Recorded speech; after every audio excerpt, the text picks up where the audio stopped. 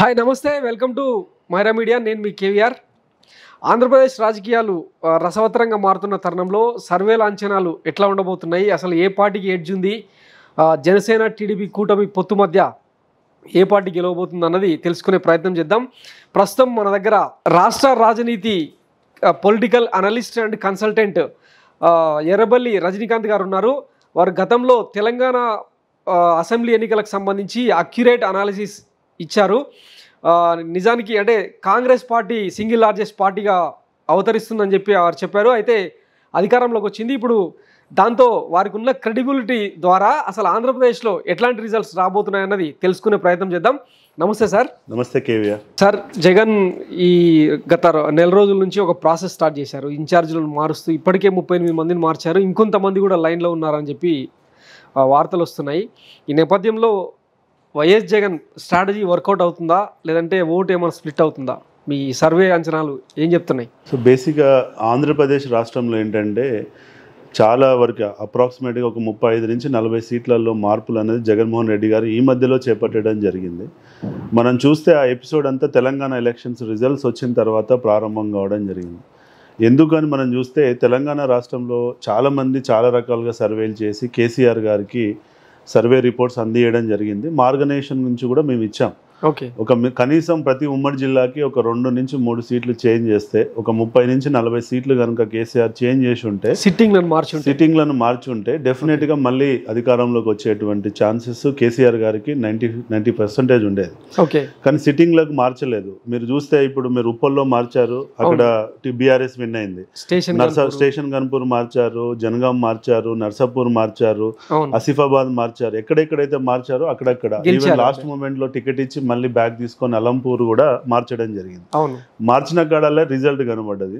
ఎక్కడైతే మార్చకుండా సిట్టింగ్లని బాగా వ్యతిరేకత ఉందని తెలిసిన తర్వాత కూడా ఎక్కడైతే కంటిన్యూ చేశారో అక్కడ చాలా పెద్ద దెబ్బ పడ్డది అన్నది ఇప్పుడు మొత్తం ఈ తెలంగాణ ఆంధ్ర రాష్ట్రాలలో ప్రతి ఒక్క అనలిస్ట్ చెప్తున్నటువంటి విషయం అది.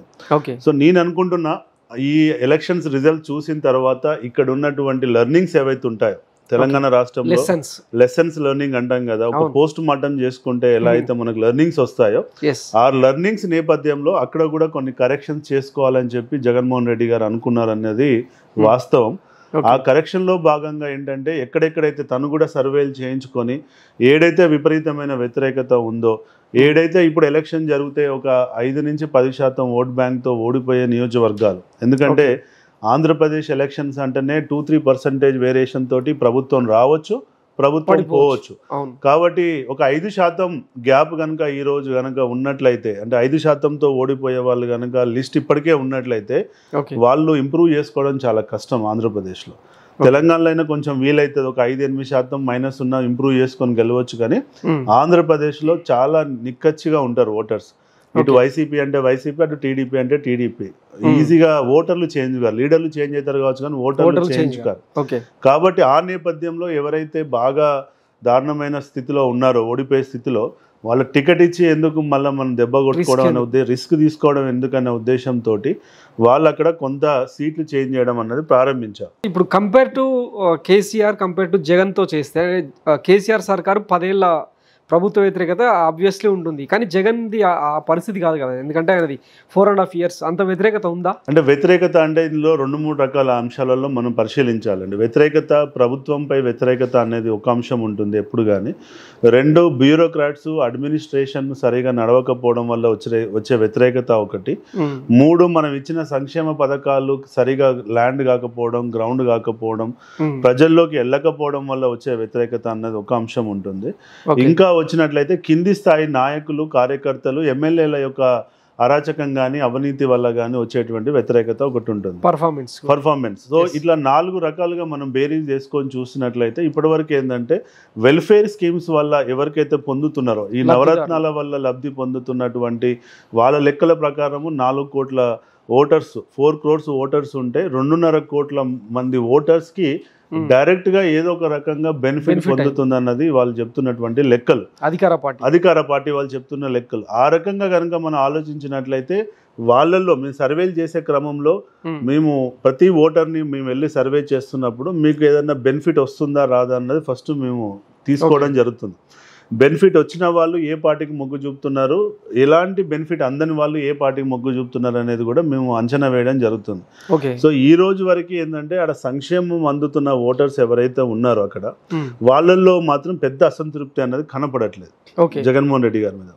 సో ఎక్కడ కూడా ఒక ఈ నవరత్నాల వల్ల బెనిఫిట్ పొందిన వాళ్ళు ఎవరైనా ఆసరా పెన్షన్లు కానీ ఇళ్ల పట్టాలు కానీ ఏ రకంగా బెనిఫిట్ పొందిన వాళ్ళు ఉన్నారో వాళ్ళల్లో మాత్రం ఇప్పటికీ ఒక 85% ఆఫ్ ద ఓట్ ఇంకా వైఎస్ఆర్సీపీ తోటే ఇంటాక్ట్ లో ఉన్నారు. అంటే వాళ్ళు ఏదైతే టార్గెట్ చేసి వాళ్ళు వెరిఫై చేశారో, ఏదైతే వర్గాలను టార్గెట్ చేసి వాళ్ళకి బెనిఫిట్ చేకూరాలనుకున్నారో ఆ ఓట్ బ్యాంక్ అంతా ఇంకా ఇంటాక్ట్ విత్ వైఎస్ఆర్సీపీ ఉందన్నది మనం గ్రహించాలి. కాబట్టి బెనిఫిషియరీ విషయంలో మనకు ఎక్కడ వ్యతిరేకత లేదు. వ్యతిరేకత ఏమన్నా ఉంది అని అంటే ఎమ్మెల్యే స్థాయి క్యాండిడేట్ల మీద, సిట్టింగ్ ఎమ్మెల్యేలు. ఎందుకంటే జగన్మోహన్ రెడ్డి గారు గెలిచినటువంటి సీట్లు ఏవైతే ఉన్నాయో 151 సీట్లు ఏదైతే ఉన్నాయో అందులో చాలా మంది జగన్మోహన్ రెడ్డి గారి యొక్క ఇమేజ్ మీద, తను చేసిన పాదయాత్ర మీద, రాజశేఖర రెడ్డి గారికి ఉన్నటువంటి ఇమేజ్ మీద ఒకసారి ఛాన్స్ ఇద్దాము, జగన్మోహన్ రెడ్డి గారికి కూడా మన దేవుళ్ళని రాజశేఖర రెడ్డి గారికి అన్యాయం జరిగింది, తన కుటుంబానికి అన్యాయం జరిగింది అనే ఉద్దేశంతో ఎవరైతే తనకి ఓటేసి గెలిపించారో రైట్. సో ఓటేసి గెలిపించినప్పుడు ఏమైందంటే చాలా మంది యంగ్స్టర్స్ కూడా ఎమ్మెల్యేలు కావడం జరిగింది. అంటే ఫస్ట్ టైం ఎంటర్ అయిపోయి అంటే గ్రౌండ్లో ఎక్కువ వర్క్ చేసుకోకుండా, ఎక్కువగా కష్టపడకుండా షార్ట్ కట్లో ఎమ్మెల్యే అయిన వాళ్ళు చాలా మంది ఉన్నారు. ఆ వేవ్లో ఎమ్మెల్యేలు అయిన వాళ్ళు చాలా మంది ఉన్నారు.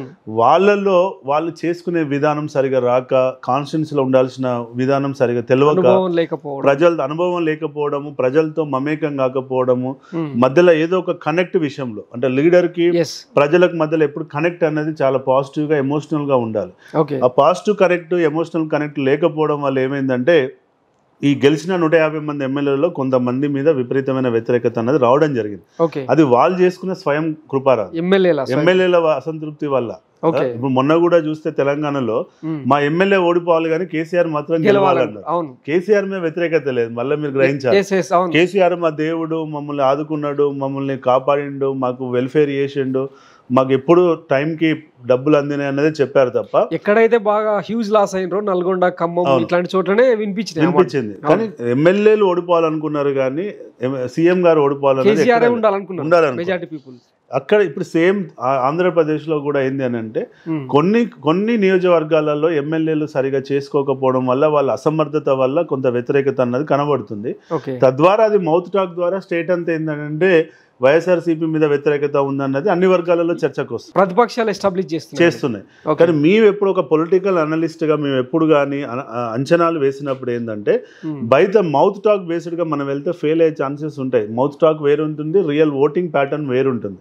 కాబట్టి మనం గ్రామ స్థాయికి వెళ్ళి గ్రామ స్థాయిలో different segment of people, poor segment of people ఎట్లా ఆలోచిస్తున్నారు, మిడిల్ క్లాస్ వాళ్ళు ఎట్లా ఆలోచిస్తున్నారు, కొంచెం ఆర్థికంగా బాగున్న వాళ్ళు, సంపన్నులు ఎట్లా ఆలోచిస్తున్నారు అనే వర్గాల మీద మేము అనాలిసిస్ చేయడము, ప్లస్ బెనిఫిషరీస్ వచ్చిన వాళ్ళు ఎట్లుంటారు, ఎలాంటి బెనిఫిట్ పొందని వాళ్ళు ఎట్లుంటారు అనేది ఒకటి. ఇలా మనం చూసినప్పుడు ఏంటంటే ఇప్పటి వరకు అయితే వెల్ఫేర్ ఓటు విషయంలో జగన్ గారికి ఇంకా పాజిటివిటీ ఉంది. వెల్ఫేర్ ఆయన చేస్తున్న వాళ్ళల్లో ఈ రోజు వరకు 85% ఇంక్లైన్డ్ టువర్డ్స్ వైసీపీఏ ఉంది. రైట్. కేవలం ఏంటంటే ఎమ్మెల్యేల యొక్క అసమర్థత వల్ల కొంత వ్యతిరేకత ఉందన్నది వాస్తవం. బట్ ఇప్పుడు ఆయన ఆ ఎమ్మెల్యేలను చేంజ్ చేస్తున్నారు. కాబట్టి ఏమవుతుందంటే చేంజ్ చేసే క్రమంలో నేను గ్రహించింది ఏంటంటే సోషల్ ఇంజనీరింగ్కి అనుగుణంగా అంటే ఇప్పుడు ఒకరికి బీసీలకి ఎక్కువ స్థాయిలో ఇవ్వడం. ఫర్ ఎగ్జాంపుల్ మనం హిందూపురం తీసుకుందాం. హిందూపూర్ కాన్స్టిట్యున్సీ ఎక్కడైతే ఇప్పుడు బాలకృష్ణ గారి కాన్స్టిట్యున్సీ ఉంది కదా, హిందూపూర్ కాన్స్టిట్యున్సీ లోపల బాలకృష్ణ గారి మీద నిలబడ్డటువంటి ఎవరైతే ఇక్బాల్ గారు ఉన్నారో, ఇక్బాల్ గారి మీద అక్కడ ఉన్నటువంటి ఇంకొక నవీన్ నిచ్చల్ అని ఇద్దరు క్యాండిడేట్ల మీద గ్రూప్ రాజకీయాల వల్ల కొంత సఫకేషన్ ఉంది వైసీపీలో. అక్కడ ఏం చేశారు, వీళ్ళిద్దరిని పక్కకు పెట్టేసి ఒక కుర్బా కమ్యూనిటీకి సంబంధించినటువంటి దీపికా గారిని తీసుకొచ్చి అక్కడ డిప్లాయ్ చేయడం జరిగింది. అంటే మనం సీట్లు చేంజ్ చేస్తున్నారు అన్న టాక్ కంటే ఎక్కువ ఎవరిని ఎక్కడ పెడితే, ఎందుకంటే అక్కడ కుర్బా సామాజిక వర్గానికి సంబంధించినటువంటి ఎక్కువ మెజారిటీ ఓట్లు ఉన్నాయి హిందూపురంలో. అంతేకాకుండా పార్లమెంట్కి వచ్చినట్లయితే, హిందూపూర్ పార్లమెంట్కి వచ్చినట్లయితే అక్కడ వచ్చేసి బోయ కమ్యూనిటీ ఓట్లు ఎక్కువ ఉన్నాయని చెప్పేసి బళ్ళారి నుంచి బళ్ళారి శ్రీరాములు యొక్క సిస్టర్ని తీసుకొచ్చి ఇప్పుడు అక్కడ పార్లమెంటుకి ఇన్ఛార్జ్గా పెట్టడం జరిగింది. అంటే గోరంట్ల మాధవ్ మీద ఒక వ్యతిరేకత ఉంది పార్లమెంట్, ఆయన సెల్ఫ్ గోల్ చేసుకున్నాడు అందరు తెలుసు. గోరంట్ల మాధవ్ మీద ఉన్న వ్యతిరేకతని చెక్ పెట్టడానికి ఇటు హిందూపూర్లో ఈ కాన్స్టిట్యున్సీని బలోపేతం చేసి గెలవడానికి అక్కడ ఒక బోయా కమ్యూనిటీని లాంచ్ చేయడం వల్ల ఏమవుతుంది, పార్లమెంట్ స్థాయిలో కిందున్న 7 నియోజకవర్గాలు ఉన్న బోయా ఓట్లు వైసీపీకి ఆర్గనైజ్ కావడం జరుగుతుంది. రెండోది ఇక్కడ ఉన్నటువంటి హిందూపూర్లో కురుబా కమ్యూనిటీ ఎక్కువ ఉందని చెప్పి కురుబా క్యాండిడేట్ని తీసుకురావడం దీపిక గారిని. దీపిక గారి యొక్క హస్బెండ్ రెడ్డి కమ్యూనిటీ. సో మీరు ఇక్కడ సోషల్ ఇంజనీరింగ్ చూస్తే అటు రెడ్డి కమ్యూనిటీ పరంగా హస్బెండ్ పాయింట్ ఆఫ్ వ్యూలో కనెక్టివిటీ ఉంది, ఇటు ఈమె పరంగా కురుబా సామాజిక వర్గం కనెక్టివిటీ ఉంది, అటు పార్లమెంట్ స్థాయిలో బోయా కమ్యూనిటీ వల్ల ఈ 3 కమ్యూనిటీలు మనం అనాలిసిస్ చేస్తే ఈ రోజు వరకు బాలకృష్ణ గారికి 40 అంతకుముందు పడ్డ ఓట్లలో ఒక 40,000 ఓట్లు డెంట్ పడ్డాయి అన్నది మనం గ్రహించాలి. మరి ఇప్పుడు 40,000 ఓట్లు మళ్ళీ ఆయన ఇంకో దిక్కు నుంచి తీసుకురావాలి కదా. బాలకృష్ణ పాటు ఆయన మీద సహజంగా ఎదురైన వ్యతిరేకత కూడా ఉంది, అదొకటి ఉంటుంది. అంటే సీట్లు చేంజ్ చేయడం ఒక ఎత్తు అయితే అక్కడ సోషల్ ఇంజనీరింగ్ పరంగా, ఎందుకంటే ఆంధ్రప్రదేశ్ రాజకీయాలు అనేది కులం చుట్టే తిరుగుతాయి కాబట్టి కులం ఆధారితంగానే ఇవాళ మనం రాజకీయం చూస్తున్నాం కాబట్టి అక్కడ తీసి వేరే వాళ్ళని పెడుతున్నప్పుడు కూడా చాలా స్ట్రాటజికల్ గా జగన్ గారు పెట్టడం మనం గ్రహిస్తున్నాం. అంటే అది పెడుతున్నారు అని అంటే దానివల్ల ఆయనకు అందులో ఎంతో కొంత చేంజ్ చేసిన 35 సీట్లలో ఎట్లాగా అవి ఓడిపోయే సీట్లు అన్నది తెలిసినాకనే చేంజ్ చేసి ఉంటారని నేను అనుకుంటున్నా. అందులో కనీసం 10-15 బయటపడ్డా కానీ ఆయనకు ప్లస్ అవుతుంది కదా. అంతే కదా. సో ఎక్స్పెరిమెంట్ చేయడంలో పోయేదే ఉన్నది. ఆ ఎక్స్పెరిమెంట్ కూడా సైంటిఫిక్ గా జరుగుతుంది కాబట్టి వాళ్ళకి అది అడ్వాంటేజ్ అవుతుంది కావచ్చు అన్నది నా ఆలోచన. ఇప్పటిదాకా అంటే మీరు చేసిన సర్వే ప్రకారం ఏ పార్టీకి ఎడ్జ్ ఉంది అంటే మేము ఇప్పటి వరకు ఏంటంటే అండి, తెలంగాణ రాష్ట్రంలో మేము ఎగ్జిట్ పోల్స్ ఇవ్వడం జరిగింది. అది ఫైనల్ రిజల్ట్స్ ఎగ్జాక్ట్ గా మ్యాచ్ అయిన తర్వాత, అంటే మేము ఫైనల్ రిజల్ట్స్ మ్యాచ్ ఎట్లా అయినాయి అంటే మేము ఓన్లీ ఎగ్జిట్ పోల్సే కాకుండా ఫస్ట్ ఒక 6 నెలల ముందు బేస్ లైన్ సర్వే చేసుకున్నాం, తర్వాత 3 నెలల ముందు మళ్ళీ ఒక సర్వే చేసుకొని, తర్వాత ఎలక్షన్స్ ముందు ఒకటి, తర్వాత ఎగ్జిట్ పోల్స్ ఒక 4 రౌండ్ సర్వే చేయడం వల్ల బేస్ లైన్ ఉన్నప్పటి నుంచి మనము ఈ గ్రాఫ్ ఎలా పెరుగుతుంది, ఎలా ఇంక్రీజ్ తగ్గుతుంది అనేది మేము చూసుకుంటూ వచ్చాం కాబట్టి అక్యురేట్ గా రిజల్ట్స్ లో మేము ఇవ్వగలిగాం. అలానే ఇప్పుడు రేపు ఆంధ్రప్రదేశ్ లో కూడా ఎగ్జిట్ పోల్స్ ఇవ్వాలి అని అనుకున్నప్పుడు మాకు ఈ రోజున్న బేస్ లైన్ తెలవాలి. ఈ రోజు 3 నెలల ముందు ఏం బేస్ లైన్ ఉంది, 2 నెలల ముందు వరకు ఎట్లుంది, 1 మంత్ ముందు ఎట్లుంది, పోస్ట్ ఎలక్షన్ ఎట్లుంది అన్నది మాకు అకాడమికల్ గా మేము స్టడీ చేయాల్సినటువంటి, మేము ఫీల్డ్ లో ఉన్నాం, సెఫాలజీ డిపార్ట్మెంట్ లో ఉన్నాం కాబట్టి ఒక సైంటిఫిక్ అప్రోచ్ లో వెళ్లాల్సి ఉంటుంది. డైరెక్ట్ గా వెళ్ళి ఒక ఎగ్జిట్ పోల్ చేస్తే అంచనాలను మనం కనిపెట్టడం కష్టం అవుతుంది, బూమరాంగ్ అయ్యే అవకాశం ఉండదు. కాబట్టి మేము ఒక బేస్ లైన్ సర్వే చేసుకోవడం కోసం ఇప్పుడు ఏంటంటే రాష్ట్ర వ్యాప్తంగా ఒక 25 పార్లమెంట్ సెగ్మెంట్స్లో ప్రతి పార్లమెంట్ సెగ్మెంట్స్లో 2 నియోజకవర్గాలు ఇప్పటికే మేము కంప్లీట్ చేసాం. మొత్తం ఒక 50 నియోజకవర్గాలలో మేము ఇప్పటికే సర్వేలు కంప్లీట్ చేసాం నిన్నటి సంక్రాంతి వరకు. మళ్ళీ పోస్ట్ సంక్రాంతి మళ్ళీ ఒక 50 యూనిట్స్, తర్వాత మళ్ళీ 50 యూనిట్స్, ఇట్లా స్టెప్ బై స్టెప్ వెళ్ళడం జరుగుతుంది. ఇప్పటి వరకు ఈ ఎర్లీ అంచనాలు ఏంటంటే ఈ 50 నియోజకవర్గాలలో మేము చేసినటువంటి సర్వే ఏదైతే ఉందో అందులోకి వెళ్ళి మనం డీప్ డైవ్ కనుక చేసి చూసినట్లయితే మెజారిటీగా ఏంటంటే ఇప్పటి వరకు అంటే ఓట్ షేర్ పరంగా మనం ఎప్పుడు ఫస్ట్ అనాలిసిస్ చేయాలి. సీటు గెలుపోవటములు అన్నది తర్వాత చాలా ట్రెండ్స్ మారుతూ ఉంటాయి. ఈ రోజు వరకు ఉన్న ఓట్ షేర్ మనం చూస్తే ఏంటంటే 48% ఓట్ బ్యాంక్ దాకా ఇంకా వైఎస్ఆర్సీపీకే కనబడుతుంది, కన్సాలిడేట్ అయ్యింది. అంటే 48% కనుక వైఎస్ఆర్సీపీకి ఓటు కనబడుతున్నప్పుడు యాంటీ ఓట్ ఎంత ఉంది అంటే 52% యాంటీ ఓట్ ఉంది. ఈ 52% యాంటీ ఓట్లో ఏంటంటే ఒక 35 నుంచి 36 వరకు టీడీపీకి ఓటు బ్యాంక్ కనబడుతుంటే జనసేనకి ఒక 6 నుంచి 7% ఓటు బ్యాంక్ కనబడుతుంటే ఇంకా అదర్స్కి ఒక 5%, అన్డిసైడెడ్ ఏదైతే ఉందో ఇంకా 5% అన్డిసైడెడ్ ఓట్ బ్యాంక్ ఉంది ఏపీలో. ఇంకా న్యూట్రల్ ఓటర్స్ ఇంకా డిసైడ్ కాని వాళ్ళు 5% వాళ్ళు ఇంకా గోడ మీద పిల్లి లేక చూస్తున్నారు. ఎటు ట్రెండ్ షిఫ్ట్ అయితే అటు వెళ్ళిపోదాం అనే ఆలోచనలో ఉన్న వాళ్ళు ఇంకా 5% ఓటు ఉంది. అయినా కానీ అంటే మీరు చెప్తున్న గ్రాఫ్ ప్రకారం వైసీపీకి టీడీపీకి ఇంచుమించు 10% డిఫరెన్స్ ఉంది. అవును, అంటే అప్రాక్సిమేట్ గా ఈ రోజు 48% కనుక మనం ఇది బేరీ చేసుకుంటే 48% వైసీపీ. మీరు లాస్ట్ ఎలక్షన్ లో చూస్తే వైసీపీకి వచ్చింది 50%, అంటే ఇప్పుడు 48 అంటే ఒక 2% తగ్గినట్టు డిక్లరేషన్ కనబడుతుంది. అదే మీరు టీడీపీ చూస్తే లాస్ట్ టైం 40% ఉంది, ఇప్పుడు 35% ఓటు బ్యాంక్ మాత్రమే కనబడుతుంది.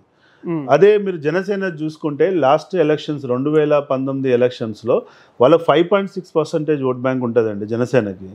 5.6 నుంచి ఇప్పుడు 7%కి వచ్చినట్టు కనబడుతుంది. అంటే ఒక 2% అప్రాక్సిమేట్గా ఒక 2%, 1.4% అబ్నార్మల్ గ్రోత్ ఏం లేదు.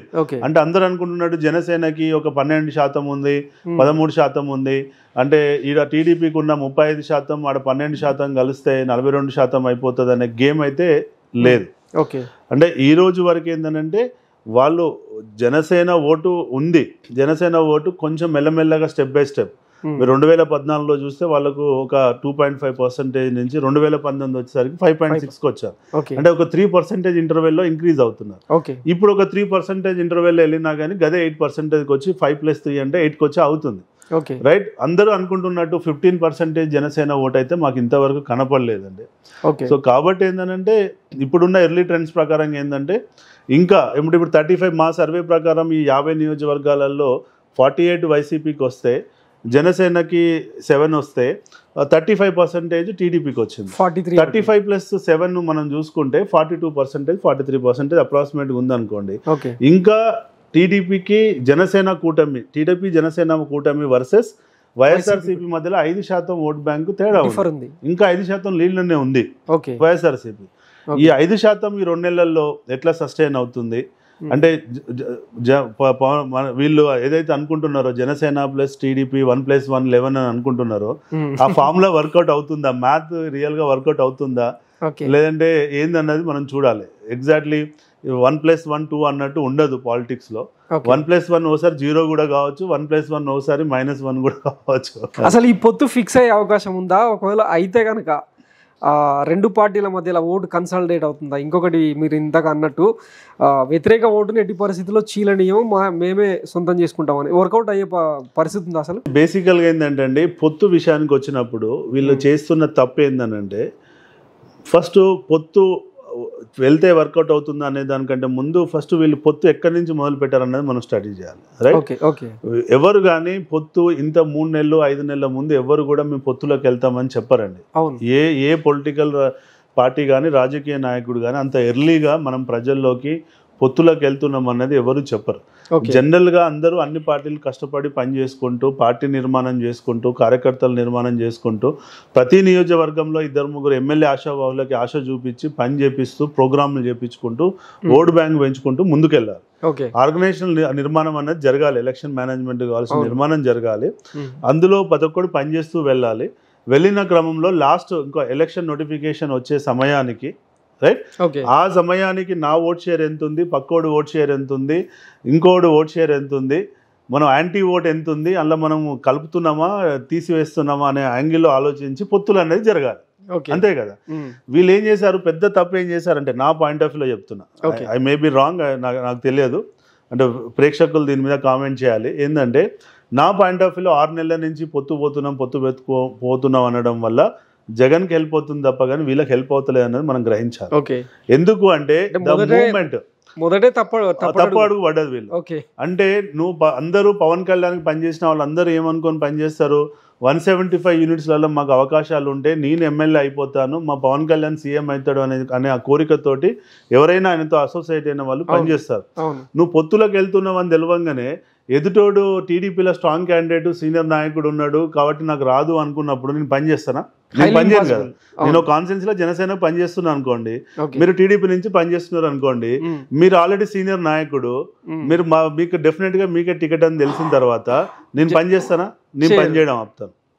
రైట్, దానివల్ల ఏమవుతుంది, జనసేన యాక్టివిటీ తగ్గిపోతుంది, క్యాంపెయినింగ్స్ తగ్గిపోతాయి, ప్రజలతో కనెక్టివిటీ తగ్గుతుంది. ప్లస్ నాకు ఓటు నాకు సీటు రాదని తెలిసినప్పుడు నేను ఇంకో వైపు మొగ్గు చూపే అవకాశం ఉంటుంది, లేదంటే ఇంకో పార్టీ నన్ను కొనే అవకాశము, నన్ను కలుపుకునే అవకాశం ఉంటుంది. అంటే నువ్వు ఎర్లీ ట్రెండ్స్లో పొత్తు అని చెప్పేసరికి ఏమైందంటే నువ్వు ఏం బౌల్ వేస్తున్నావు, బ్యాటింగ్ ఏంది అన్నది తెలిసిపోయింది కదా. తెలియడం వల్ల వాళ్ళు ఏం చేస్తున్నారు, పిచ్చును తయారు చేసుకుంటున్నారు. వైసీపీ వాళ్ళు వీళ్ళకి ఎట్లాంటి పిచ్చి తయారు చేయాలన్నది తయారు చేసేస్తున్నారు. అది రాజకీయంలో ఎత్తులు పై ఎత్తులు అన్నది సహజం. కాబట్టి ఇప్పుడు వాళ్ళు ఏం చేస్తున్నారు, ఓహో ఇక్కడ జనసేనకు టికెట్ పోతే టీడీపీని ఏం చేయాలి, టీడీపీని ఎట్లా పట్టుకురావాలి, ఇక్కడ టీడీపీని పోతే జనసేన ఎట్లా పట్టుకురావాలి, ఈ ఈక్వేషన్ స్టార్ట్ అయిపోయింది. అంటే ఓవరాల్గా వీళ్ళ పొత్తు అనేది ఇంత తొందరగా చెప్పకుండా వీళ్ళిద్దరూ పని చేసుకుంటూ వెళ్ళి లాస్ట్ మూమెంట్లో వాళ్ళు ఒక డిసిజన్ తీసుకొని ఉంటే లాభం అయ్యేది అన్నది ఒకటే. ఎందుకంటే గత 6 నెలలుగా మెజారిటీ ఆఫ్ ద కాన్స్టిట్యున్సీలో టీడీపీ వాళ్ళకి డౌట్ ఉన్నాక టీడీపీ పని చేయట్లేదు, జనసేనకు డౌట్ ఉన్నాక జనసేన పని చేయట్లేదు, ఇద్దరు నెక్ టు నెక్ ఉన్నాక. ఇప్పుడు తెనాలి కాన్స్టిట్యున్సీ తీసుకుంటే నాదెండ్ల మనోహర్కి వస్తుందని చెప్పి ఆలపాటి రాజేంద్ర పని చేయట్లేదు, ఆలపాటి రాజేంద్రకి వస్తుందని చెప్పి నాదెండ్ల మనోహర్ పని చేయట్లేదు. సో ఆ తెనాలిలో 6 నెలల నుంచి వర్కే లేదు. అక్కడ వైసీపీ అయినా మంచిగా పని చేసుకుంటున్నాం, అంతే కదా. సో దీనివల్ల నష్టం జరుగుతుంది అన్నది ఒక ఎత్తు. రెండోది ఏంటంటే వీళ్ళు పొత్తు పెట్టుకోవడం వల్ల ఇంతసేపు మనం అన్నట్టు 1+1 11 అవుతుందా అనే దాంట్లో ఆలోచిస్తే ఇప్పటికే మన సర్వే ప్రకారం 35% టీడీపీకి, 7% వీళ్ళకు ఉంది అనుకుంటున్నాం జనసేనకి.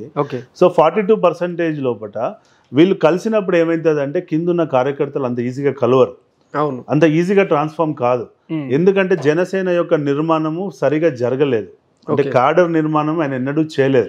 క్షేత్రస్థాయిలో జీరో. అంటే election management, booth management, poll management చేయాల్సినటువంటి నెట్వర్కింగ్ అన్నది గ్రౌండ్ లో జరగలేదు. ఎంతసేపు ఆయన చుట్టూ, ఆయన ఫ్యాన్ బేస్ చుట్టూ, ఆయన 1 మ్యాన్ షో టైపు ఆయన చుట్టూ తిప్పుకుంటూ నాకు ఇంత ఓటు ఉందని చెప్పి ఎలక్షన్ లైజనింగ్ చేస్తున్నాడు తప్ప. కానీ ఈ రోజు వరకు కూడా ఈ గ్రామంలో ఇతను నా నాయకుడు, ఇతను నేను తయారు చేశాను, ఈ యూత్ నేను తయారు చేశాను, ఈ కాపు సామాజిక వర్గం బిడ్డను నేను ఎమ్మెల్యేగా తీర్చిదిద్దాను అనేటువంటి పరిస్థితి అక్కడ లేదు. వాళ్ళకు వాళ్ళు వచ్చి ఈయనని అత్తుకొని నా నాయకుడు అని చెప్పుకొని వాళ్ళు వర్క్ చేయడం తప్ప. కానీ ఈయన వెళ్ళి టాలెంట్ను ఐడెంటిఫై చేసి, టాలెంట్ను హంట్ చేసి, ఇప్పుడు నువ్వు ఒక గ్రామంలో పెద్ద మంచి పాజిటివ్ మైండ్ సెట్, సమాజానికి ఏదో చేయాలన్న నాయకత్వం ఉన్న నువ్వు ఒక యంగ్స్టర్ అనుకో, నువ్వు నా దగ్గరికి వస్తావా, పార్టీ నిర్మాణం కావాలనుకున్నప్పుడు నేను నీ దగ్గరికి వస్తాను, లీడరే రావాలి. అది అక్కడ జరగట్లేదు. నువ్వు వస్తున్నావు ఏది పవన్ కళ్యాణ్ మీద ఉన్న అభిమానంతో దేనితోటో వస్తున్నావు, నువ్వు దూరం నుంచి చూస్తున్నావు, కొద్ది రోజులు చూస్తున్నావు, నచ్చితే ఉంటున్నావు, నచ్చకపోతే అటు నుంచి అటే పోతున్నావు. ఇది ఎక్కడ రాజకీయం రాబాయ్ అని. సో కాబట్టి ఎప్పుడు కానీ 2 పార్టీలు కలిసినప్పుడు కింద గ్రామ స్థాయి నుంచి, మండల స్థాయి నుంచి కార్యకర్తలు కూడా కలుపుకొని ఇద్దరు 2 కండువాలు వేసుకొని ఈక్వల్ గా పనిచేసినప్పుడు మాత్రమే ఓటు మార్పిడి అన్నది సరిగా జరుగుతుంది. సో ఓటు మార్పిడి అనుకున్నంత స్థాయిలో లేదు అన్నది మా ఇప్పుడున్న 50 నియోజకవర్గాల ట్రెండ్స్ చెప్తున్నాయి. అనుకున్న స్థాయిలో ఓటు మార్పిడి జరగట్లేదు అన్నది కనబడుతుంది. మరి వీళ్ళు దీని నుంచి ఎట్లా ఓవర్కమ్ అవుతారు, దీన్ని ఎట్లా ముందుకు తీసుకెళ్తారు అన్నది it's a wait and watch. ఈ రోజు వరకు అయితే అనుకున్న స్థాయిలో ఓటు ట్రాన్స్ఫర్ 2 కలవడం వల్ల అయితే అర్థమెటిక్ అయితే ఇంకా అంత కెమిస్ట్రీ అయితే వర్కౌట్ అవుతలేదు అన్నది వాస్తవం. ఎందుకంటే జనసేనకి పనిచేసిన వాళ్ళంతా ఆశతోటి పనిచేశారు, ఆపర్చునిటిజం తోటి పనిచేశారు. నాకు రేపు టికెట్ వస్తుందని కసితో వాడు పనిచేసినోడు పొత్తులో భాగంగా ఇప్పుడు నీకు టికెట్ ఇవ్వట్లేదు అని అంటే వాడు అంతే ఫాస్ట్గా డిటాచ్ అయిపోతున్నాడు, అంతే అంతే పరిస్థితి. ఎందుకంటే పార్టీ నుంచి వీళ్ళకి ఫండింగ్ జరగలేదు ఇప్పటిదాకా. వాళ్ళందరూ వాళ్ళ సొంత డబ్బులతో పెట్టుకొని వచ్చినోడు, వాడు ఇన్వెస్ట్మెంట్ చేసుకున్నాడు ఒక ప్రోడక్ట్ మీద. ఆ ప్రోడక్ట్ నాకు దొరకట్లేదు అన్నప్పుడు ఏం చేస్తాడు, వాడి ఇన్వెస్ట్మెంట్ రికవరీ చేయడానికి ఇంకో దిక్కు పోవాలి కదా, డెఫినెట్ గా పోవాలి. ఈయన పార్టీ డబ్బులు పెట్టి ఆ ప్రోడక్ట్ తయారు చేసి ఉంటేనేమో వాడు చచ్చుకుంటే అక్కడే ఉండేటాడు. వాడిని డబ్బులు పెట్టుకొని వాడు ఆకలితో ఉన్నాడు, వాడు ఆల్రెడీ సమయం పెట్టి అన్ని చేసినోడు, ఈ అవకాశం లేదనగానే ఎదుటోడు అవకాశం ఇస్తానగానే ఇమ్మీడియట్ గా అటు స్విచ్ అయిపోతాడు. సో ఈ సీట్ల వల్ల వచ్చే సీట్ల అలయన్స్ వల్ల వచ్చే లాభం కంటే నష్టాలు ఎక్కువ. పవన్ కళ్యాణ్ యొక్క ఆర్గనైజేషనల్ స్ట్రక్చర్ లో ఉన్న లిమిటేషన్స్ వల్ల కూటమికి జరిగే నష్టం ఎక్కువ అన్నది నా ఆలోచన. ఇప్పుడు ఒక కొత్త థియరీ నడుస్తుంది. కాపు సామాజిక వర్గం నుంచి ముద్రగడ పద్మనాభం లాంటి వాళ్ళు జనసేనలో చేరుతున్నారు. మొత్తం కాపు సామాజిక వర్గం మొత్తం జనసేనకు ఫ్లెచింగ్ అవుతుందన్న ఒక ఈక్వేషన్ నడుస్తుంది. ఒకవేళ అదే కనుక జరిగితే ఏమన్నా పెరిగే అవకాశం ఉందా జనసేన గ్రాఫ్ కానీ టీడీపీ గ్రాఫ్ కానీ? సో బేసికల్గా ఇప్పుడు ఏపీలో జరుగుతున్న ట్రెండ్స్ ఏంటంటే అండి, కాపు ఓటుని కన్సాలిడేట్ చేయాలి, అది గంపగుత్తగా తీసుకొచ్చేసి చంద్రబాబు నాయుడుకి, టీడీపీకి, జనసేన కట్టుబెట్టాలని చెప్పి ఒక వర్గం పనిచేస్తుంది. సో కాపు సామాజిక వర్గంలో ఒక 2% కూడా వైసీపీకి వెళ్లకుండా మనం కాపాడుకోవాలనేటువంటి యాంగిల్లో వెళ్తున్నారు. ఆ వెళ్లే క్రమంలో పవన్ కళ్యాణ్కి ఈక్వల్గా రిప్రజెంట్ చేస్తున్నటువంటి ముద్రగడ పద్మనాభం గారు ఎవరైతే ఉన్నారో కాపు సామాజిక వర్గం నుంచి, ఒకవేళ ఆయన కనుక ఇంకో పార్టీ వైపు వైఎస్ఆర్సీపీ పార్టీ వైపు చూస్తే రైట్, సో ఏమన్నా మనకు రేపు నష్టం జరిగే అవకాశం ఉంటుంది. కాబట్టి ఆయన వల్ల కొంత ఓటు మార్పిడి ఉండొచ్చు. కాబట్టి ఆయన న్యూట్రల్గా ఉన్నా కొంత ఓటు వీళ్ళకి రాదు. ఆయన ఒక పార్టీకి వైఎస్ఆర్సీపీకి అసోసియేట్ అయినా కొంత ఓటు వీళ్ళకు రాదు. కాబట్టి అది కన్సాలిడేట్ చేసుకోవడం కోసం వాళ్ళు ఇప్పుడు ఆయనని జనసేనలోకి తీసుకురావడం కోసం ప్రయత్నం చేస్తున్నారు అన్నది వాస్తవం. డెఫినెట్గా ఆయనకు ఒక ఇమేజ్ ఉంది కాబట్టి ఆయన డెఫినెట్గా ఇటు రావడం వల్ల కొంత పాజిటివ్ ఓట్ అనేది కన్సాలిడేట్ అవుతుంది. మనం అది దాన్ని తప్పుపట్టేది ఏం లేదు. ఎందుకంటే ఒక పెద్ద పర్సనాలిటీ అనే సామాజిక వర్గం పట్ల ఇంత నిబద్ధత కలిగి పవన్ కళ్యాణ్ కంటే కూడా ఎక్కువగా ఆ కమ్యూనిటీ కోసం సర్వీస్ ఫైట్ చేస్తున్నటువంటి లీడర్ కాబట్టి డెఫినెట్గా ఆ సామాజిక వర్గంలో ఆయన పట్ల పాజిటివిటీతో ఉంటుందన్నది నేను ఆశిస్తున్నా. డెఫినెట్ గా ఓటు వీళ్ళది కన్సాలిడేట్ కొంత అవుతుంది. గత ఎన్నికల్లో కాపు ఓటు బ్యాంక్ మెజారిటీ వైసీపీకి ఫ్లెచ్ అయినది. మరి ఒకవేళ ముద్రగడ లాంటి వాళ్ళు పోతే కనుక వైసీపీకి ఏమైనా నష్టం జరిగే అవకాశం? డెఫినెట్ గా కొంతవరకు నష్టం జరగవచ్చు. ఆ నష్టం కూడా ఏంటంటే మనం ఏ ప్రాంతాలలో ఎలా అవుతుంది రైట్, ఆయన పోవడం వల్ల జరిగే నష్టం ఏదైతే ఉంటుందో, ఇప్పుడు ఇక్కడ జనసేనలో టికెట్లు ఇవ్వకపోవడం వల్ల ఉన్న లీడర్లని రెచ్చగొట్టడం లేదంటే పార్టీ మార్చడం వల్ల ఎంత మనం వైసీపీకి పాజిటివ్ అవుతుంది అన్నది మనం వెయిట్ అండ్ వాచ్ లెక్క చూడాలి. ఎందుకు అనంటే ఈక్వేషన్స్ ఇప్పుడే ఇంకా బ్యాలెన్స్ కాలేదు. లెఫ్ట్ హ్యాండ్ రైట్ హ్యాండ్ మొత్తం తెలిస్తేనే మనం ఈక్వేషన్ ఫ్రేమ్ చేయగలుగుతాం. ఇంకా ఎర్లీ ట్రెండ్స్ అంటే ఆయన ఇటు వస్తే డెఫినెట్ గా జనసేనకి టీడీపీకి హెల్ప్ అవుతుంది, అది డౌట్ లేదు. ఎట్ ద సేమ్ టైం ఆ ఓటును బ్యాక్ ఫిల్ చేసుకోవడానికి ఇటు నుంచి కూడా అటు తీసుకుపోతారు కదా. అవును, ఇప్పుడు వంగవీటి రాధా గారు ఉన్నారు, ఇప్పుడు ఆయన ఏంది ఎటు అన్నది ఇంకొంచెం చూడాలి. ఆయన ఇంకా న్యూట్రల్ గా ఉన్నారు. ఇంక ఇటు నుంచి ఇంకా 5-6 లీడర్లను అటు పట్టుకోపోవచ్చు, ఏది వైసీపీ వాళ్ళు పట్టుకోపోవచ్చు, దాన్ని బ్యాలెన్స్ చేయడానికి. ఇప్పుడు అంటే ఈ ఈక్వేషన్ లో భాగంగానే కమ్మ నేతలు కొంతమంది అంటే ఎవరైతే చంద్రబాబు ఆరగెన్స్ ఎవరిని నచ్చని వాళ్ళు, అసంతృప్తులు, కేసీఆర్ నాన్ లాంటి వాళ్ళు, కమ్మ నేతలు చాలా మంది వైసీపీ వైపు చూస్తున్నారు. అట్లా ఏమన్నా ఫిల్ అయ్యే అవకాశం ఉంటుందా? డెఫినెట్గా ఇప్పుడు కాపు సామాజిక వర్గం ఓటు కన్సాలిడేట్ అవుతుంది అన్నప్పుడు ఇప్పుడు బేసికల్గా టీడీపీకి ఉన్న ఓటు ఏంటి, వైసీపీకి ఉన్న ఓటు ఏంటి అన్నది మనం చూస్తే టీడీపీకి ఉన్న ఓటు ప్రో కమ్మ రైట్, నెక్స్ట్ కొంత ప్రో బీసీ, ఇది వాళ్ళ యొక్క బలం. వైసీపీకి ఉన్న ఓటు ఏంటి, వైసీపీకి ఉన్న vote SC ST minority Reddy సామాజిక వర్గం, ఇది ప్లస్ బీసీలలో కొంత పాటు వాళ్ళకు కూడా ఉంటుంది రైట్. సో ఈ ఈక్వేషన్లలో చూసినప్పుడు ఏంటంటే కాపు ఓటు కన్సాలిడేట్ అవుతుంది అన్నప్పుడు కమ్మ ఓటును వీళ్ళు చీల్చాల్సి వస్తుంది. అయితే కాపు ఓటునన్నా చీల్చాలి, అదే సాధ్యం కానప్పుడు ఇంకో కమ్యూనిటీ ఓటును చీల్చాలి. అంటే కాపు ఓట్లు మన నుంచి ఒక 2-3-5 లక్షలు పోతున్నాయి అన్నప్పుడు ఇంకొక 5 లక్షలు మనం ఎక్కడి నుంచి తెచ్చుకోవాలన్నది వాళ్ళు ప్రయత్నం చేయాలి.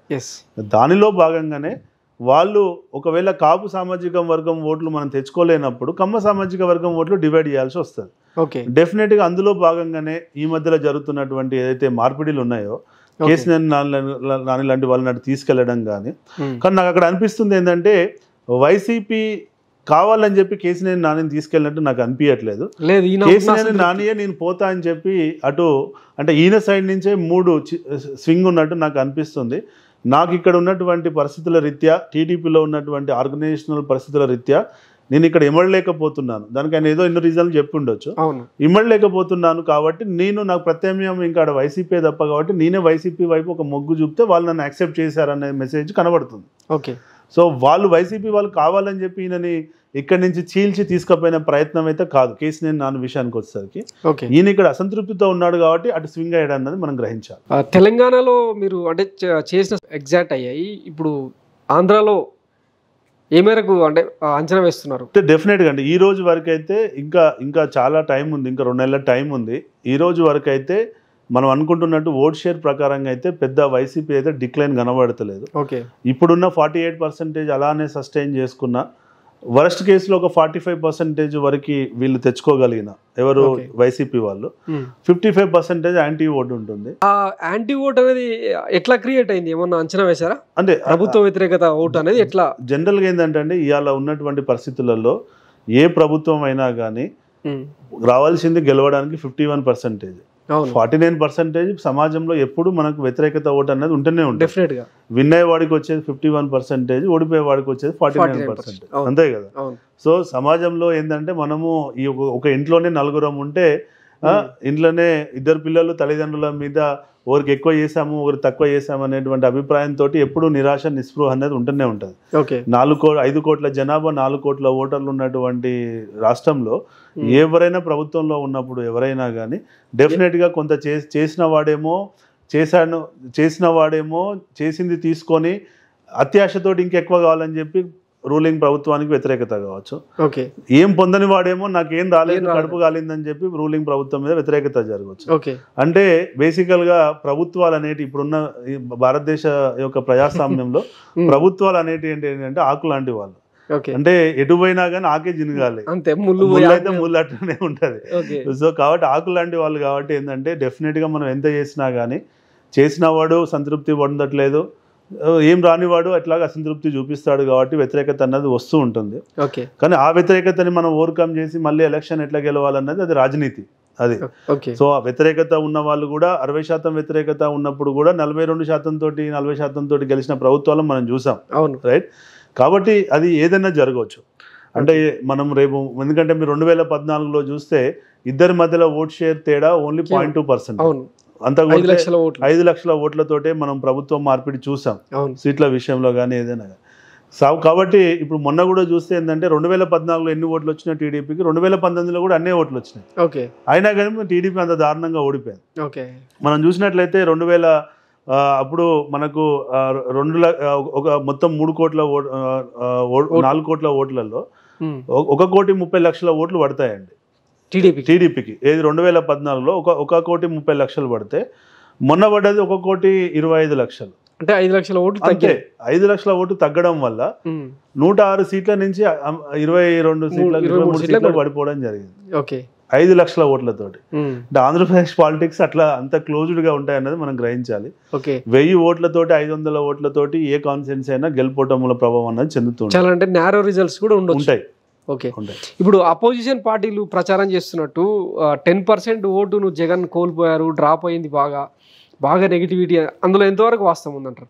సో ఇప్పటి వరకు అయితే వాళ్ళు అపోజిషన్ వాళ్ళు చేస్తుంది ఏంటంటే లాస్ట్ టైం 50% జగన్కి వచ్చింది కాబట్టి, టీడీపీకి 40 వచ్చింది కాబట్టి ఇప్పుడు టీడీపీ ఓట్ షేర్ 50కి వచ్చింది, వాళ్ళది 50 నుంచి 40కి పడిపోయింది అనే ప్రచారం మనం చూస్తున్నాం. అది వాస్తవం కాదు. ఎందుకు అని అంటే బేసికల్గా 50 నుంచి 40కి పడిపోవడం అంటే 10% ఓట్ బ్యాంక్. అంటే అప్రాక్సిమేట్గా మీకు 4 కోట్ల ఓట్లు ఉన్నప్పుడు 10% అంటే 40 లక్షల ఓటు మీరు మార్పిడి మీరు చెప్పేది. ఓకే సో మనం చూస్తే ఏంటంటే ఇవాళ ఈ 4 కోట్ల ఓట్లు 4 crores ఓట్స్ ఏదైతే ఉందో, నేను రౌండింగ్ చేసి చెప్తున్నా, 3,98,00,000 ఉంది కానీ రౌండింగ్ చేస్తే 4 crores అని తీసుకుంటే ఈ 4 crores లోపల మనకు 2.5 crores బెనిఫిషరీసే ఉన్నారు. ఓకే అంటే 4 crores లోపల 60% పాజిటివ్ ఓటింగ్ కి 60% ఓట్ బ్యాంక్ కి ఈయన నిరంతరంగా డబ్బులు పంచుతూనే ఉన్నాడు. ఓకే వెల్ఫేర్ స్కీమ్స్ అంటే ఇలా డబ్బులు పంచడమే కదా, ఓటింగ్ రోజు పంచామా ముందు పంచామా అనేది తేడా. అంతే. నిన్న ఆంధ్రజ్యోతిలో కూడా ఒక ఆర్టికల్ వచ్చింది, యావరేజ్ గా ఒక కుటుంబానికి 1,87,000 రూపాయలు అందినాయి వస్తున్నాయి. అంటే మనం చూస్తే ఏంటంటే లాస్ట్ టైం ఈయనకు 50% ఓటింగ్ పడ్డప్పుడు జగన్మోహన్ రెడ్డి గారికి వైసీపీకి పడ్డ ఓటు 1,50,00,000. అవును 1,50,00,000 ఓట్లు ఈయనకు పడితే ఈయన అధికారంలోకి వచ్చాడు. అవును 4 కోట్ల ఓట్లలో 1,50,00,000 ఓట్లు ఈయన పడితే ఈయన అధికారంలోకి వచ్చాడు. సో అసంటప్పుడు 1,50,00,000 పడ్డాయి, టీడీపీకి ఏమో 1,25,00,000 పడ్డాయి. 1,50,00,000 1,25,00,000 పడ్డప్పుడు వీళ్ళకి, సో ఇప్పుడు ఈయన వెల్ఫేర్ చేస్తున్న కమ్యూనిటీ ఎంత? 2,50,00,000 అని మనమే అనుకున్నాం. 2,50,00,000లో 1 కోటి మంది పోయినా ఈయన పడాల్సింది ఎంత? 1,50,00,000 కదా. అవును. అంటే 1 కోటి మంది ఓట్లు బెనిఫిషరీ తీసుకున్న వాళ్ళు కూడా మనం మనం పై స్థాయిలో అంటే మైక్రో లెవెల్ పైన మాట్లాడితే ఫెయిల్ అవుతాం. అంటే ఏదో ఆ మీడియా జర్నలిస్ట్ మాట్లాడాడు, వాళ్ళు వీళ్ళు గాసిప్ మాట్లాడుతున్నారు, ఏదో 2-3 థింక్ ట్యాంక్ కూర్చొని బురద చల్లుతున్నారు అనే దాన్ని మాట్లాడితే మనం ఫెయిల్ అవుతాం. మనం డెప్త్కి వెళ్ళి చూస్తే ఇవాళ 4 కోట్ల ఓట్లలో నేను 2.5 కోట్లకి నిరంతరంగా వాళ్ళని హ్యాపీగా ఉంచడానికి ప్రయత్నం చేస్తున్నా. అలా నాకు రావాల్సిన ఓటు ఎంత? 2.5 కోట్లకు 2 కోట్లు ఓట్లు రావాలని నేను ఆశించట్లేదు. నాకు రావాల్సిన ఓటు ఎంత? 1,50,00,000 ఓట్లు వస్తే చాలు. I'm going to be winner. Right. So ఈ నాకు ఇంకా 1 కోటి ఓట్లు పోయినా కానీ నాకు 1,50,00,000 రావా అనే ధీమతో జగన్ ఉన్నాడని నా ఉద్దేశం. ఇప్పుడు అంటే చంద్రబాబు నాయుడు చెప్తున్న సంక్షేమ పథకాలు జగన్ కంటే ఇంకా ఎక్కువ ఉన్నాయి, అదేమన్నా మైనస్ అయ్యే అవకాశం ఉంటుందా? సో డెఫినెట్గా ఇప్పుడు ప్రతి ఒక్కరు ఒక మేనిఫెస్టోకి కౌంటర్ మేనిఫెస్టో తయారు చేయడం జరుగుతుంది. రైట్. ఆ రోజు నవరత్నాలు సక్సెస్ అయ్యాయి కాబట్టి దాని నుంచి వీళ్ళు కూడా ఇప్పుడు 6 బెనిఫిట్స్ అని వీళ్ళు కూడా తీసుకొచ్చారు. భవిష్యత్తు కోసం బాబు గ్యారంటీ అని చెప్పి ప్రోగ్రామ్ వీళ్ళు తీసుకొచ్చారు. అవును. సో డెఫినెట్గా వీళ్ళది కూడా గ్రౌండ్కి తీసుకెళ్తున్నారు, రైట్. ఈ తీసుకెళ్లే క్రమంలో ఏమవుతుంది అని అంటే రేపు మళ్ళీ వైసీపీ కూడా ఒక కౌంటర్ మేనిఫెస్టోతో వస్తుంది కదా, వస్తారు. అదే నవరత్నాలు అయితే వాళ్ళు కంటిన్యూ చేయరు, అంటే కంటిన్యూ చేయరు అంటే యాస్టీస్ కంటిన్యూ చేయరు, దాన్ని ఇంకా బెటర్మెంట్ చేసి చెప్తారు ఏమన్నా. సో వీళ్ళు ఏదైతే మహిళలకు ఇస్తా అంటున్నారో, వీళ్ళు ఎవరైతే రైతులకు ఏదైతే ఇస్తా అంటున్నారో, వీళ్ళు ఏదైతే నిరుద్యోగులకు ఇస్తా అంటున్నారో దానికంటే ఏదో ఒక బెనిఫిట్ తోటి జగన్మోహన్ రెడ్డి గారు వస్తే ఒకవేళ అప్పుడు ఏంటి పరిస్థితి? రుణమాఫీ అనేది కొత్త ఆశ్రమంతో రాబోతున్నారని కూడా అదే ఏదైనా జరగవచ్చు. సో కాబట్టి మనము ఇప్పుడే దీనివల్ల ఇంపాక్ట్ ఉందా అని అంటే నేను ఇప్పుడే చెప్పలేను. ఎందుకు అని అంటే టీడీపీ మేనిఫెస్టో బాగానే తీసుకొచ్చారు, అది కూడా మొన్న యువగలం పాదయాత్రలో భాగంగా గ్రౌండ్కి వెళ్ళడానికి చంద్రబాబు క్రెడిబిలిటీ కూడా మ్యాటర్ అవుతుంది కదా. ఇప్పుడు అది ఒకటి గ్రౌండ్ తీసుకెళ్ళడానికి ప్రయత్నం చేస్తున్నారు. రేపు జగన్మోహన్ రెడ్డి ఏం మేనిఫెస్టోతో వస్తాడని తెలిసిన తర్వాత అది ప్రజల్లోకి ఎలా వెళ్తుంది, ప్రజలు అంటే కొన్నిసార్లు ఎట్లుంటుంది అంటే ఒకవేళ వాళ్ళకి నచ్చకపోతే ఎంత మంచి మేనిఫెస్టోని పక్కకు పెట్టి నచ్చినోనికే ఓటేస్తారు. ఫర్ ఎగ్జాంపుల్ కేసీఆర్ మొన్న జరిగింది, రైట్. ఇప్పుడు కాంగ్రెస్ ఇచ్చిన గ్యారంటీల కంటే కూడా బెటర్ ఆప్షన్ తోటి కేసీఆర్ వచ్చాడు. కానీ కేసీఆర్ అంటే వద్దనుకున్నప్పుడు ఆటోమేటిక్గా మేనిఫెస్టోకి విలువ ఉండదు. సో రేపు జగన్మోహన్ రెడ్డి గారు ఇచ్చే మేనిఫెస్టో గ్రౌండ్లోకి వెళ్తే టీడీపీ జగన్మోహన్ రెడ్డి గారి మేనిఫెస్టో రెండు ముందు ఉన్నప్పుడు ప్రజలు ఏం ఆలోచిస్తారు అన్నది మనం ఇప్పుడే చెప్పలేం. మనం వెయిట్ చేయాలి. ఇప్పుడు చెప్తే మనం టూ ఎర్లీ అయిపోతుంది, రాంగ్ మెసేజ్ మనం వదిలినట్టు అవుతుంది.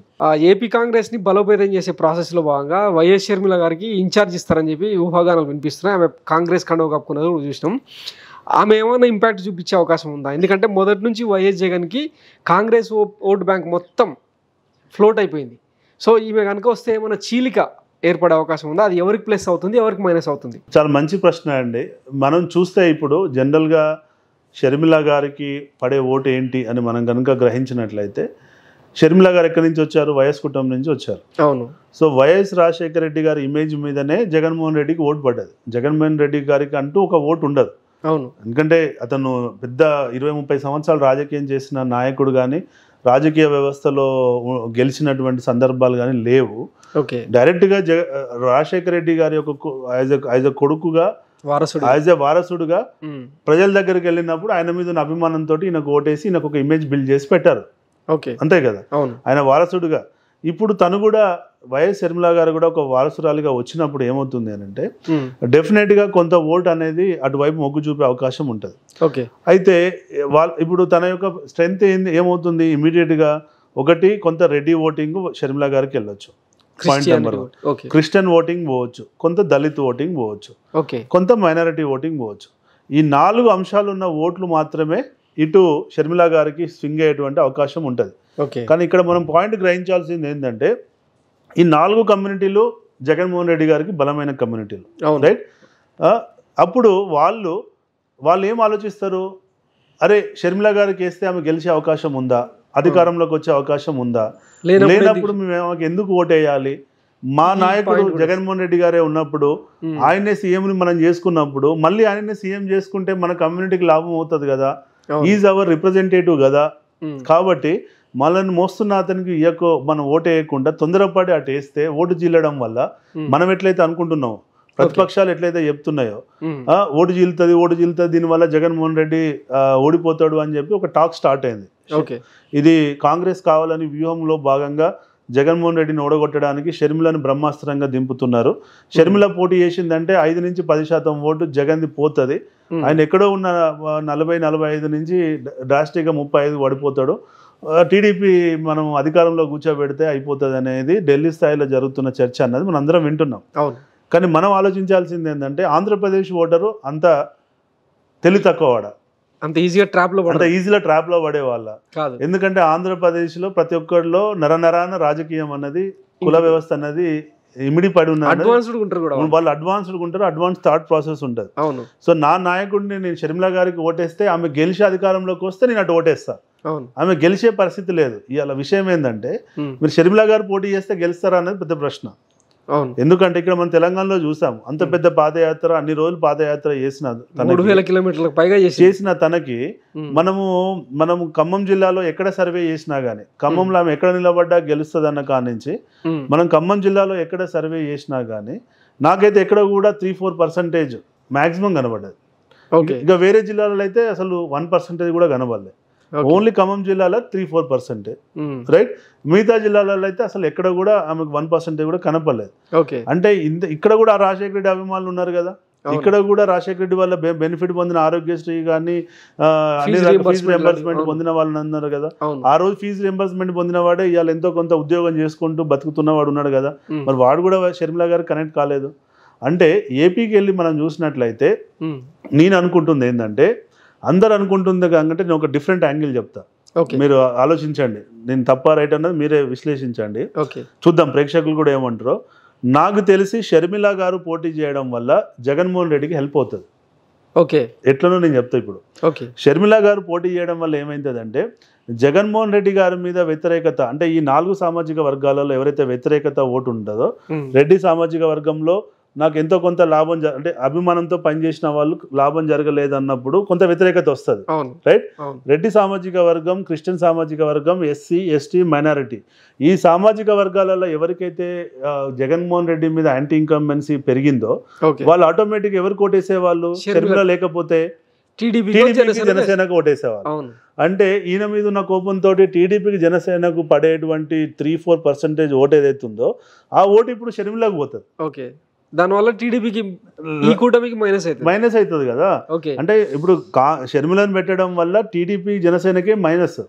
ఎందుకంటే జగన్మోహన్ రెడ్డి మీద ఉన్న ఈ 4 సామాజిక వర్గాల మీద ఉన్న వ్యతిరేకత ఓటు డెఫినెట్ గా టీడీపీ వర్గానికి పోతేనే టీడీపీ అధికారంలోకి వస్తుంది.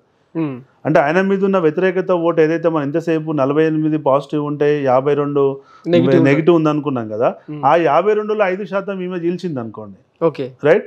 5% ఇండిపెండెంట్లీ చీల్చింది అనుకోండి, 10% ఇక్కడే పోతుంది. ప్రతిపక్ష కూటమి అప్పుడు 42% మిగులుతుంది కూటమికి. 52లో 10% ఈయనే పోతే 42 మిగులుతుంది. ఆయనకు ఆల్రెడీ 45 ఉందని మనం అనుకుంటూనే ఉన్నాం. 6%తో అధికారంలోకి వచ్చే ఛాన్స్ ఉంటుంది. కాబట్టి షర్మిల గారి వల్ల నాకున్నంత అవగాహన వరకు అయితే, ప్రేక్షకులు చెప్పాలి, మీ మైరా మీడియా ప్రేక్షకులు, నాకున్న అవగాహన వరకు అయితే డెఫినెట్గా జగన్మోహన్ రెడ్డి మీద ఉన్న యాంటీ ఓటు మాత్రమే షర్మిలకి వెళ్తుంది. జగన్మోహన్ రెడ్డి గారి మీద ఉన్న పాజిటివ్ ఓటు కానీ, ఆయన మళ్ళీ సీఎం కావాలనుకున్న ఓటు కానీ, లేకపోతే రాజశేఖర రెడ్డి కోసం ఉన్న ఓటు ఏదైతే ఉందో అది మాత్రం షర్మిల గారికి వెళ్ళదు, షిఫ్ట్ కాదు. ఆమె ఒక 1 year 2 years బిఫోర్ లాంచ్ చేసుకొని పెద్ద ఎత్తున పనిచేసి పెద్ద పెద్ద లీడర్లను జాయిన్ చేసుకొని నేను అధికారంలోకి వస్తున్నా, నేను సింగిల్ హ్యాండ్గా అధికారంలో తీసుకొస్తున్నానంటే కొంత మనం మార్పు చూసి ఉండేవాళ్ళం. ఇప్పటికిప్పుడు అయితే ఏం జరగదు, కష్టం. ఈ టోటల్ సినారియోలో బీజేపీ పాత్ర ఎలా ఉండబోతుంది? ఒకవేళ అంటే కూటమితో వెళ్తే ఎట్లాంటి ఇంపాక్ట్ ఉంటుంది, సోలోగా పోతే ఎట్లాంటి ఇంపాక్ట్ ఉండొచ్చు? సో ఇవాళ మనము బీజేపీని మనం విశ్లేషించినప్పుడు ఇవాళ ఆంధ్రప్రదేశ్లో మనకు మేజర్గా ఏంటంటే, ఇంకొకటి సార్వత్రిక ఎన్నికలతో పాటు జరుగుతున్నాయి కాబట్టి డెఫినెట్గా. సో పార్లమెంట్ ఎలక్షన్లు, అసెంబ్లీ ఎలక్షన్ జరుగుతున్నప్పుడు ఏంటంటే జనరల్గా ఇవాళ మనం చూస్తే ఆంధ్రప్రదేశ్లో బీజేపీ మీద విపరీతమైన కోపం ఉంది. ఆంధ్రప్రదేశ్ ప్రజల్లో మోడీ గారి మీద కానీ బీజేపీ మీద కానీ విపరీతమైన కోపం ఉంది, ద్వేషం ఉంది. ఎందుకు అనంటే మాకు స్పెషల్ స్టాటస్ ఇవ్వలేదు అనో, స్పెషల్ ప్యాకేజ్ ఇవ్వలేదు అనో, మాకు వైజాగ్ స్టీల్ ప్లాంట్ మా నుంచి గుంజుకున్నారనో, రైట్, లేకపోతే ఏదో ఒక రూపంలో అంటే అమరావతి విషయంలో ఒక స్టాండ్ తీసుకోలేదనో, రైట్, మా పోలవరంకి న్యాయం జరగలేదనో, జాతీయ హోదా ఇవ్వలేదనో, ఏదో ఒక రూపంలో ఏంటంటే ఆంధ్రప్రదేశ్లో ప్రజల్లోకి బీజేపీ మీద వ్యతిరేకత ఉందన్నది మనం ఫస్ట్ గ్రహించాలి. Point number 1. పాయింట్ నెంబర్ 2, తెలంగాణకి ఇన్నిసార్లు వచ్చిండ్రు, తెలంగాణలో ఇన్ని మీటింగ్లు పెట్టిండ్రు, తెలంగాణలో ఇంతగానము బీజేపీ వాళ్ళు వర్క్ చేస్తున్నారు, పక్క రాష్ట్రమైన మేమేం తక్కువ చేసాము, రైట్. ఇవన్నీ చేయకుండా ఎప్పుడు కానీ ఒక పార్టీ అంటే ప్రజలతో కనెక్టివిటీ ఉండాలి. నువ్వు చేయకపో లీడర్ మీద వదిలేసారు అంతే, నేను ఒకటి ఉన్నాను అని చెప్పి పార్టీ రిప్రజెంట్ చేయాలి, పని జరగాలి అక్కడ. మొత్తానికే దాన్ని ఇగ్నోర్ చేసేసి ఇక్కడ ఈ రాష్ట్రం మీదనేమో అమితమైన ప్రేమ, ఆ రాష్ట్రం మీదనేమో అసలుకే మొత్తానికి ఏం లేకుండా కనుక చేసినట్లయితే ఆటోమేటిక్గా ప్రజల్లో ఒక రకమైనటువంటి విరక్తి అన్నది వస్తుంది. Point number 1. పాయింట్ నెంబర్ 2 ఏంటంటే ఇప్పుడు మీరు చూస్తే ఇప్పుడు బీజేపీ టీడీపీతో కలవాలి అనేది ఒక చర్చ జరుగుతుంది. బీజేపీ టీడీపీతో ఎందుకు కలవాలి అనే చర్చలో మనం వెళ్ళి చూస్తే బీజేపీ టీడీపీతో కలిస్తే మైనారిటీ ఓటు టీడీపీకి నష్టం అవుతుంది కదా, డెఫినెట్గా మైనారిటీ ఓటు అంతా కన్సాలిడేట్ అవుతుంది. ఎవరికి రామనామం పేరుతో చేస్తున్నారు కాబట్టి అసలే ఫ్లెచ్ కాదు, మొత్తం మైనారిటీ ఓటు అంతా జగన్మోహన్ రెడ్డికి కన్సాలిడేట్ అయిపోతుంది. అంటే మొన్న లాస్ట్ ఎలక్షన్లో టీడీపీ బీజేపీతో పోనప్పుడు అట్లీస్ట్ ఒక 30% మైనారిటీ ఓటు టీడీపీకి పడి ఉంటుంది, ఒక 70% వైసీపీకి పడ్డది అనుకుంటే ఈ ఉన్న 30 కూడా అటు పోతుంది. సో మరి బీజేపీ వల్ల ఒకటి మైనారిటీ ఓటు దూరం అవుతుంది, రెండు ఆల్రెడీ అన్ని వర్గాలలో బీజేపీ మీద ఒక కోపం అన్నది ఉన్నది కాబట్టి అసలు బీజేపీ వల్ల కూడా కొంత ఓటు టీడీపీ జనసేనకి మైనస్ కోల్పోయే ఛాన్సెస్ ఉంటుంది. నాకున్న అవగాహన ప్రకారం ఏంటంటే బీజేపీ న్యూట్రల్ గా ఉంటేనే వాళ్ళకు క్షేమం, వీళ్ళకు క్షేమం. బీజేపీ పోయి ఎవరితో కలిసినా కానీ, ఇప్పుడు బీజేపీ పోయి వైసీపీతో కలిసినా వైసీపీకి నష్టం, డ్యామేజ్ అవుతుంది. ఇటు బీజేపీ పోయి టీడీపీ కలిసినా టీడీపీకి నష్టం జరుగుతుంది. కాబట్టి వీళ్ళ వల్ల వచ్చే ఓటు ఎట్లాగూ లేదు. బీజేపీ వల్ల నీకు రాష్ట్ర వ్యాప్తంగా 2% ఓటు కూడా వచ్చే పరిస్థితి లేనప్పుడు, పోయినసారి 2,68,000 కాబట్టి నీకు 2% ఓటు కూడా నీకు వచ్చే పరిస్థితి లేనప్పుడు నువ్వు కలవడం వల్ల ఎవరికి లాభం, ఎవరికి నష్టం? నువ్వు కలవడం వల్ల ఇంకా టీడీపీకి ఇంకా ఎక్కువ నష్టం జరుగుతుంది. కాబట్టి ఈ అన్ని సమీకరణాల దృష్ట్యా ఐ థింక్ చంద్రబాబు నాయుడు బీజేపీతో వెళ్తాడా అన్నది నాకు డౌట్. రైట్, బీజేపీ కూడా చంద్రబాబు నాయుడు తోటి అప్ఫ్రంట్ గా వెళ్ళాలి ప్రీ ఎలక్షన్ అన్నది నాకు కనబడతలేదు. ఎస్పెషల్లీ ఏదైతే మనం చూసామో పవన్ కళ్యాణ్ ఎన్డీఏతో ఉన్నాడు కదా, పవన్ కళ్యాణ్ వల్లనే ఇదంతా చర్చ.